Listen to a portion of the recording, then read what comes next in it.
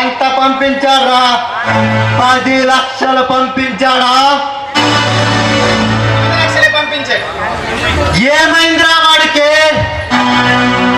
10 లక్షలు 2 లక్షలు ఎందుకు పంపించాడు? వాడు అన్నీ పట్టలేకపోయావా? అగోరిస్తున్నాడు బాస్. సరే పోనీ ఈసరికి తీసుకున్నా.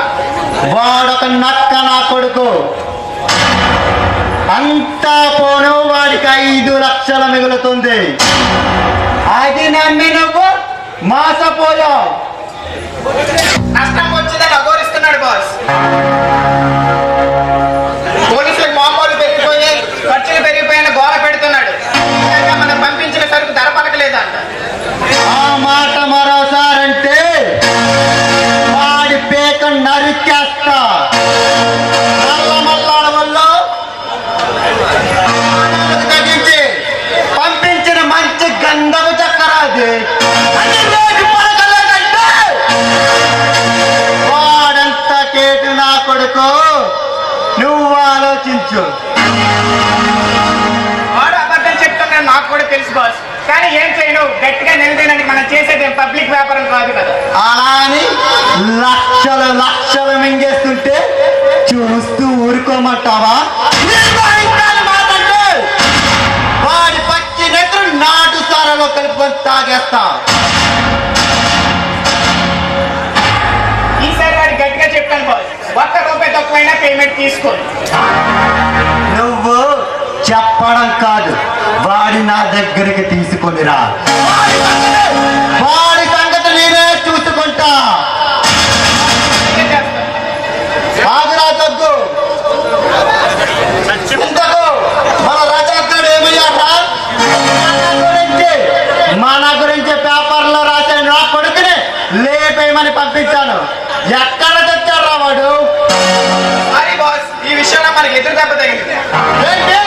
ఈ మాంకానికి ఎదురు తప్ప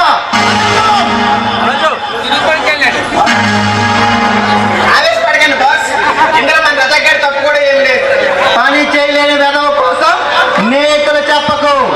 వాడెక్కడున్నాడు అది చెప్పు. ఎంతకు ఎక్కడ తెచ్చారా వాడు? రావడానికి అసలు ఉంటాయి కదా బాస్. ఏంటో చెప్పు. ఏమిట్టాను అనేది? అవును బాస్, ఆ రోజు రాత్రి ఆ జనరేషన్ చంపడానికి వెళ్తే ఎవడో అడ్డుపడ్డాడు అంట. అందుకే మన మనుషులు ఈ నగరంలో ఉన్నారంటావా? వాడెవడో ఊరు కొత్త బాస్, ఒక నెల రోజుల నుంచి మనకి అక్కడక్కడ అడ్డు తగులుతూ ఉన్నాడు. ఆ సంగతి నాకు ఇంతకు ముందు ఎందుకు చెప్పలేదురా? ఆదిలోనే అంతం చేయాలి, లేకపోతే ఎదిగి ఎదిగి మనకే మొదలవుతారు. ఓటితో పోయేదాన్ని గొడ్డల దాకా ఎందుకని మీకు చెప్పలేదు బాస్. ఎందుకంటే వాడు మనకు మొగుడయ్యాడు. ఎవడ్రా వాడు? ఎక్కడుంటాడు?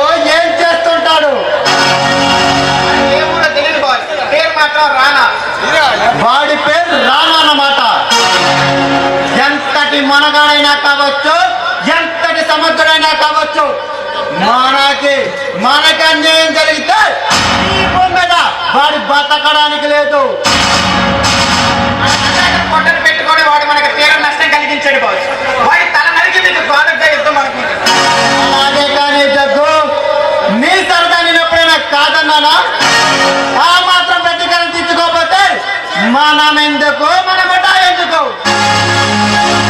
ఇక నుంచి ఆ పని మీద ఉంటాను బాస్. వాళ్ళకి కత్తికో కండగా కోసి పాకులకి గద్దలకి విసిరి పారేస్తాను. జగ్గు, శభాష్.